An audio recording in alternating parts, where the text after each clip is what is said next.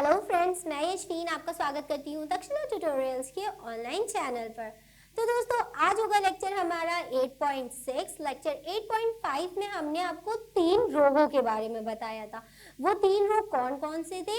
एक था एस्कैरियासिस, जो सबसे पहले हमने आपको बताया था किसकी वजह से हो रहा था। एक एस्कैरिस लुम्ब्रिकॉइडस वर्म की वजह से, वर्म मतलब कि कृमि की वजह से हो रहा था। दूसरा हमने आपको बताया था एलिफेंटियासिस, जिसको हमने हाथी पाँव बोला था। क्यों हाथी पाँव बोला था? क्योंकि उसमें रोगी के पैर किसकी तरह हो जाते थे? हाथी की तरह हो जाते थे। उसका रोगी को, उसका जो वाहक था वो कौन था? क्यूलेक्स मच्छर था। और वो किसकी वजह से फैलता था? वुचेरिया बैनक्राफ्टी की वजह से। फिर तीसरा हमने आपको बताया था चिकनगुनिया। चिकनगुनिया एक विषाणु की वजह से फैलता है। उस विषाणु का दोस्तों नाम क्या था? Alpha virus. ठीक, अल्फा वायरस। विषाणु मतलब हिंदी इंग्लिश में उसको बोलते हैं वायरस। ठीक, तो अब हम आगे बढ़ते हैं। आज के लेक्चर में हम आपको बताएंगे इम्यूनिटी के बारे में। ठीक, इम्यूनिटी क्या होती है, ये कितने प्रकार की होती है, इसका डायग्राम क्या होता है, ये भी हम आपको आज ही के लेक्चर में बताएंगे। तो आज का लेक्चर हम अब शुरू करने जा रहे हैं और इसमें हम आपको सबसे पहले पढ़ाएंगे इम्यूनिटी, कि इम्यूनिटी क्या होती है। अगर मनुष्यों की बात करें तो मनुष्य को आपने जब देखा होगा कि कुछ मनुष्य ऐसे होते हैं जो बहुत बीमार पड़ते हैं, कुछ लोग ऐसे होते हैं जो बहुत बीमार पड़ते हैं, और कुछ लोग ऐसे होते हैं जो बहुत कम बीमार पड़ते हैं, और कुछ लोग तो ऐसे होते हैं जो बिना दवा खाए भी ठीक हो जाते हैं। तो दोस्तों, ये इतने टाइप के मनुष्य हैं जो कि कुछ बीमार जल्दी पड़ जाते हैं, कुछ बीमार देर में पड़ते हैं। ऐसा कैसे होता है? हमारी बॉडी, जैसे हमारा पूरा शरीर है, इसके अंदर बहुत सारे तंत्र उपस्थित होते हैं। आप सबको पता होगा, सर्कुलेटरी सिस्टम होता है, रेस्पिरेटरी सिस्टम होता है, डाइजेस्टिव सिस्टम होता है। इसी प्रकार से हमारे पास एक इम्यून सिस्टम भी होता है। डाइजेशन मतलब पाचन तंत्र होता है, श्वसन तंत्र होता है, सर्कुलेशन तंत्र होता है, जिसमें हमारा रुधिर परिसंचारण तंत्र जिसे बोलते हैं, ये सब तंत्र हमारी बॉडी में होते हैं ना। उसी प्रकार से दोस्तों एक और तंत्र भी हमारी बॉडी में होता है। उस तंत्र का नाम होता है इम्यून सिस्टम। उसको हिंदी में बोलते हैं प्रतिरक्षा तंत्र। और प्रतिरक्षा तंत्र के बारे में ही हम पढ़ने जा रहे हैं। तो प्रतिरक्षा तंत्र क्या होता है? ये हमें रोगों से बचाने में मदद करता है। कुछ लोग ऐसे होते हैं जो बहुत जल्दी बीमार पड़ जाते हैं। आए दिन सुनो कि उनको आजकल बुखार है, उनको खांसी हो गई है, उनको जुकाम हो गया है, ये सब सुनने को मिलता रहता है। और कुछ लोग होते हैं तो बहुत दिनों के बाद बीमार पड़ते हैं। इसका मतलब ये है कि बहुत कम बीमार पड़ते हैं। ठीक, तो ऐसा कैसे होता है? हमारे अंदर, हमारी बॉडी के अंदर, जैसे कि हमने आपको बताया, इम्यून सिस्टम वर्क करता है। प्रतिरक्षा तंत्र, ये प्रतिरक्षा तंत्र क्या काम करता है? हमें रोगों से बचाने में मदद करता है। ठीक दोस्तों, तो अब हम पढ़ेंगे इसी के बारे में कि ये क्या होता है, रोगों से किस प्रकार से ये हमें बचाता है। हमारा शरीर अधिकांश बाह्य कारकों से अपनी रक्षा कर लेता है, यानी कि हमें कुछ करने की जरूरत नहीं है। हमारे अंदर अधिकांश बाह्य कारकों से हमारा शरीर खुद ही अपनी क्या कर ले रहा है? रक्षा कर ले रहा है। और उस रक्षा वो क्यों कर रहा है? क्योंकि उसके पास क्या है? इम्यून सिस्टम है। पोषी की, परपोषी मतलब हम। ठीक, परपोषी हम। अब हम परपोषी, हमने आपको परपोषी के बारे में क्या बताया था? जो दूसरों पे खाने के लिए आश्रित होते। तो परपोषी हम कैसे? दोस्तों, क्या हम अपना खाना खुद बनाते हैं? अब कोई ये ना कहे कि हाँ हम अपने हाथ से अपना खाना बनाते हैं, ऐसा कुछ नहीं है। आपने पादपों को सुना है? पादप अपना खाना खुद बनाते हैं। मतलब ये नहीं कि वो दूसरों पे आश्रित रहते।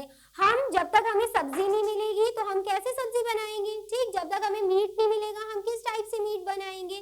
तो हम क्या है? दूसरों पे आश्रित है खाने के लिए। उसी टाइप से जो परपोषी है, तो उसका मतलब हम क्या है? हम भी परपोषी। परपोषी की रोग कारक जीवों से लड़ने की क्षमता, जो उसे प्रतिरक्षी तंत्र। ठीक दोस्तों, प्रतिरक्षी तंत्र, जिस तंत्र के बारे में हम आपको बता रहे थे, ये हमारे शरीर के अंदर होता है।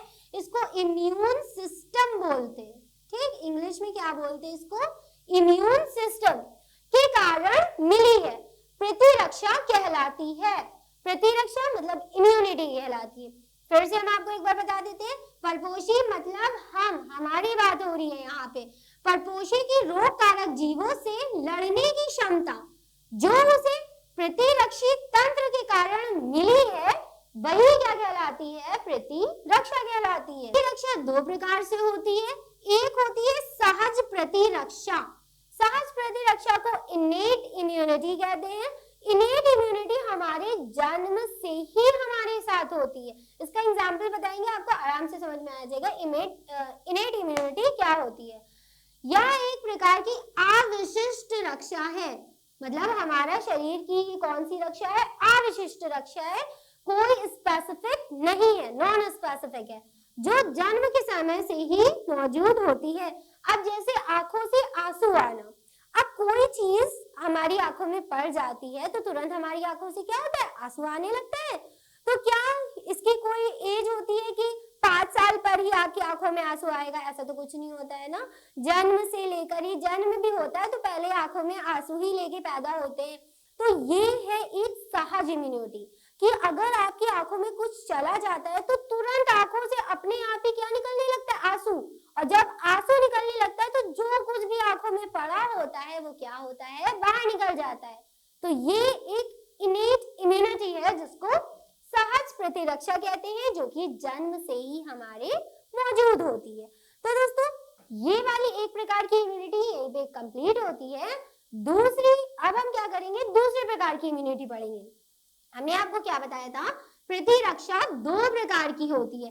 पहला प्रकार हमने देख लिया, क्या था, सहज प्रतिरक्षा।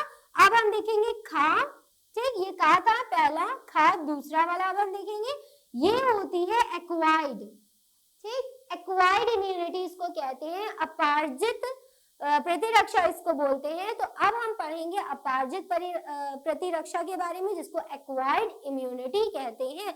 इसी में दोस्तों हम आपको एक डायग्राम भी दिखाएंगे, बहुत इंपॉर्टेंट डायग्राम है जो कि आपको समझना है।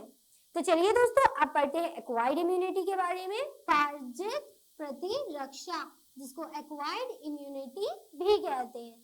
अब एक्वायर्ड इम्यूनिटी क्या होती है, इससे पहले वाली हमने पढ़ी थी सहज इम्यूनिटी। सहज इम्यूनिटी क्या होती है, जन्मजात होती है, लेकिन एक्वायर्ड वो होती है जो हमें अपने लाइफ स्पैन में मिलती है, मतलब जो हमें अपने जीवन में प्राप्त होती है, उसे क्या कहते हैं, एक्वायर्ड कहते हैं। तो अब ये इम्यूनिटी कौन सी होती है, चलिए देखते हैं। उपार्जित प्रतिरक्षा रोगजनक विशिष्ट है। रोगजनक विशिष्ट मतलब ये होता है कि किसी रोगजनक के लिए विशिष्ट होती है, स्पेसिफिक मतलब स्पेशल होती है। कि जब कोई रोगजनक कौन होते हैं दोस्तों, वो जो रोगों को फैलाते हैं, जैसे कि क्यूलेक्स मच्छर है वो रोग फैलाता है, मादा एनोफ्लीज है वो रोग फैलाता है, एडीज एगिप्टी है ये रोग फैलाता है। तो इन सबको क्या कहेंगे, रोगजनक कहेंगे। रोगजनक वो होते हैं जो रोग को जन्म देते हैं, ठीक, इसलिए इन्हें रोगजनक कहते हैं। उपार्जित प्रतिरक्षा रोगजनक विशिष्ट है। हमारे शरीर के जब पहली बार हमारे शरीर में जब पहली बार किसी रोगजनक से सामना होता है, मान लीजिए कोई भी रोगजनक आया, ठीक, तो उसके बाद क्या होगा, रोगजनक से सामना होता है तो यह एक अनुक्रिया करता है। कौन अनुक्रिया करता है, हमारा शरीर, जिसे निम्न तीव्रता की प्राथमिक अनुक्रिया कहते हैं। सबसे पहली बार जब कोई रोग हमारे अंदर आएगा तो क्या होगी, प्राथमिक अनुक्रिया होगी। जब वो रोग दोबारा आएगा तो तीव्र अनुक्रिया होगी, जिसे द्वितीयक अनुक्रिया कहते हैं, ठीक। 2 बार ये अनुक्रियाएं चलती हैं, फिर उसके बाद धीरे धीरे करके समझेंगे, जिसे जब हम, तो यह एक अनुक्रिया करता है जब हमारा शरीर पहली बार किसी रोगजनक के सामने होता है, तो यह एक क्रिया करता है जिसे निम्न तीव्रता की प्राथमिक अनुक्रिया कहते हैं। बाद में उसे रोगजनक से सामना होने पर, बाद में उसी रोगजनक से, मान लीजिए पहली बार क्या आया, वुचेरिया बैनक्राफ्टी, ठीक, उससे सामना कर लिया, किससे, प्राथमिक अनुक्रिया से, जो कि निम्न तीव्रता पे थी, कम तीव्रता पे थी, मतलब उसने अपना गुस्सा कम दिखाया। बाद में अगर फिर से वुचेरिया बैनक्राफ्टी आया तो वो क्या करेगा, ज्यादा गुस्सा दिखाएगा, ठीक। कैसे ज्यादा गुस्सा दिखाएगा, उसको बोलेंगे उच्च तीव्रता की द्वितीयक अनुक्रिया, ठीक। दो बार होगी दोस्तों। पहली बार प्राथमिक अनुक्रिया जो कि निम्न तीव्रता पे होगी और दूसरी बार होगी द्वितीयक अनुक्रिया जो कि उच्च तीव्रता पे होगी। अब ऐसा कैसे? सबसे पहले मान लीजिए रोगजनक आया, ठीक, आ गया यहाँ पे, जिसे निम्न तीव्रता की प्राथमिक अनुक्रिया कहते हैं। पहली बार हुई निम्न क्रिया की अनुक्रिया, बाद में उसी रोगजनक से सामना होने पर बहुत उच्च तीव्रता की द्वितीयक अनुक्रिया होती है। मतलब पहली बार कम एक्शन लिया था हमारे शरीर के इम्यून सिस्टम ने, मतलब प्रतिरक्षी तंत्र ने, दोबारा अगर फिर से वो आया तो फिर बहुत उच्च तीव्रता की अनुक्रिया होती है जिसे द्वितीयक अनुक्रिया कहते हैं। अब इसमें क्या होता है? इसमें होता क्या है? हमने आपको अभी तक यही बताया कि प्राथमिक होती है, द्वितीयक होती है। एक पहली वाली जो होती है वो कम तीव्रता की होती है, कम गुस्से वाली होती है, और दूसरी वाली जो होती है वो बहुत गुस्से वाली होती है। अब ऐसा कैसे होता है? प्राथमिक तथा द्वितीयक प्रतिरक्षा अनुक्रियाएं, मतलब ये वाली और ये वाली अनुक्रियाएं हमारे शरीर के रक्त, मतलब ब्लड, खून में मौजूद दो विशेष प्रकार के लसीकाणु द्वारा होती है। अब हमने इन दोनों क्रियाएं के बारे में तो आपको बता दिया, लेकिन ये किसकी वजह से होती है? लसीकाणुओं की वजह से। दोस्तों अभी इससे पहले वाले लेक्चर में हमने आपको लसिका के बारे में बताया था, लिम्फेटिक सिस्टम के बारे में बताया था, ठीक, उसी में ये होते हैं लसीकाणु। लसिका किससे मिलके बनी है? लसीकाणुओं से मिलके बनी है। वो लसीकाणु दो प्रकार से होते हैं, एक होता है बी लसीकाणु और दूसरा होता है टी लसीकाणु।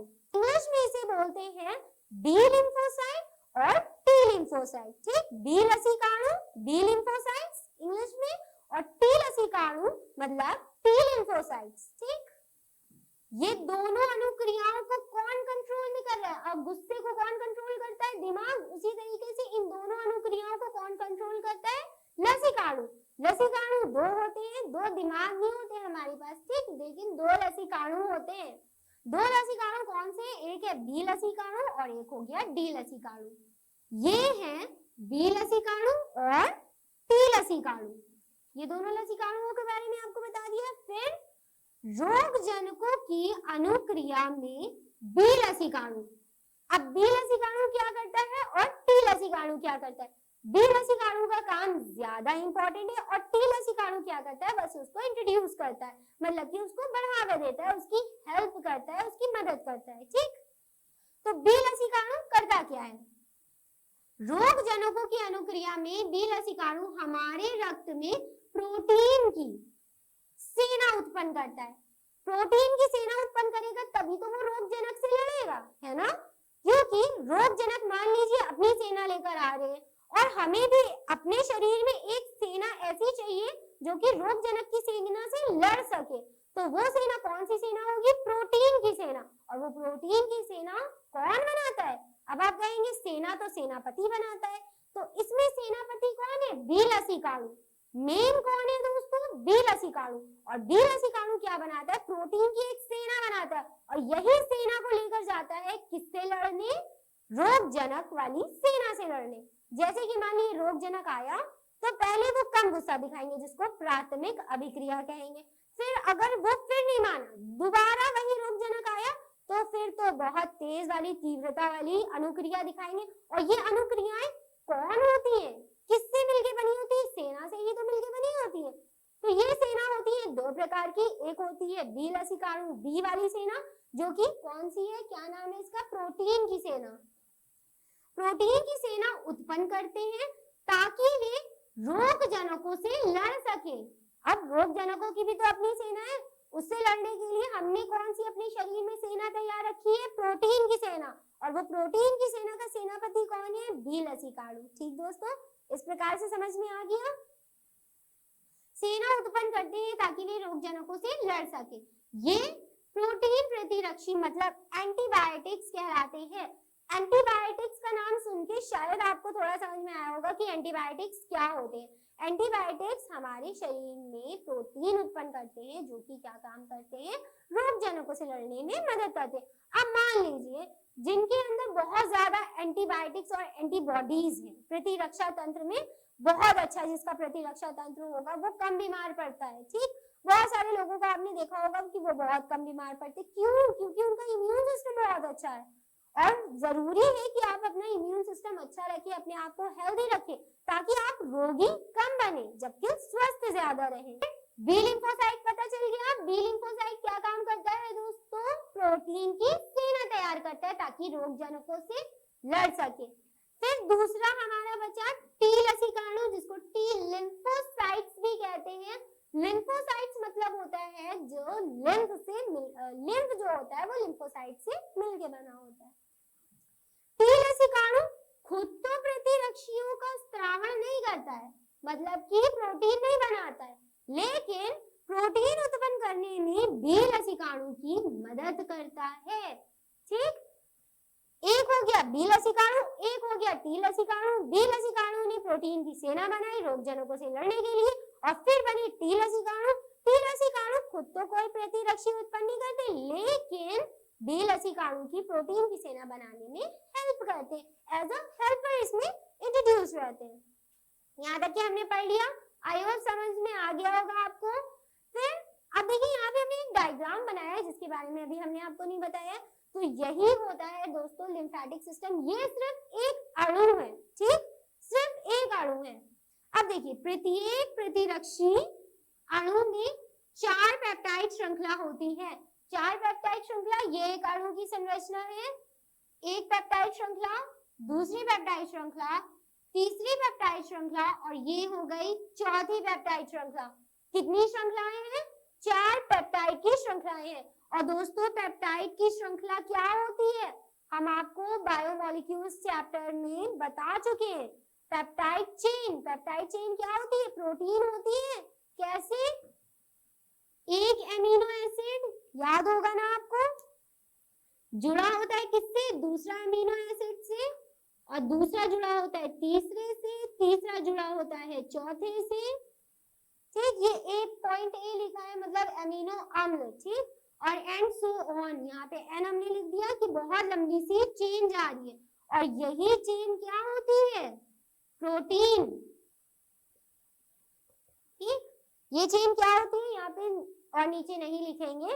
प्रोटीन, एक एमिनो एसिड जुड़ा होता है दूसरे एमिनो एसिड से, तीसरा एमिनो एसिड, चौथा एमिनो एसिड, बहुत सारे एमिनो एसिड आपस में जुड़े होते हैं जो कि क्या बना देते हैं? प्रोटीन बना देते हैं।